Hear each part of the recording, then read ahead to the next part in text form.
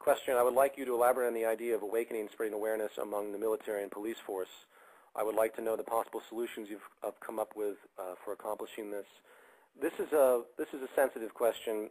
I commented a few times on issues regarding the military and police, or any type of establishment, the security of the establishment, so to speak. I think most understand that the police department really isn't there to protect the individual public. They're there to protect the rich from the public, generally speaking, and so is the National Guard. And the military serves a larger order to protect the establishment in a broad scheme of a particular country. As long as these protection elements are in place, we are in a lot of trouble because that's really all the establishment really has. The establishment is very small, really, when it comes down to it, but they have this massive arsenal of weapons to keep the public and other countries at bay, and to, of course, be aggressor nations and do what they want and have their way with the world. The U.S., of course, the largest culprit of this historically. So what I would say is my approach, and I'm still pondering this, is making another film. Making a film and calling it something like To Our Armed Forces. And first of all, you have to communicate to them that they've been nothing but abused by this establishment. Vaccines, experiments. The U.S. Army has been essentially a ground for experimentation for many, many, many decades.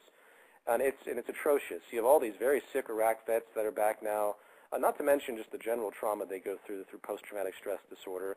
The suicide rate is unbelievable, but they have these issues from all these strange experimental vaccines that they've been enduring. I think if you went back historically and communicated to the armed forces and the police how much they're abused by this system, how much they're taken for granted, how much the 25% of the homeless population are vets, I think that would be an initial starting point. So you ask them, what are they fighting for? What are they trying to preserve, and how does it benefit them? I think if they knew of an alternative, such as the Venus Project, they would shift their perspective. They would begin to see what they're doing is not for the welfare or betterment of themselves or the people. And they're coming at it from the wrong angle, and they need to start reevaluating what their values are and what they actually care to express and care to protect. And they should really be protecting a larger integrity of the social system. So that's a general approach. That's a very complex thing to address, but I do stand behind the statement regarding that all the establishment has really are its military officials. And that's not that, I have no advocation of violence towards anybody or the establishment or anybody in the armed forces at all. I would hope that they would come to terms and feel embarrassed by their position.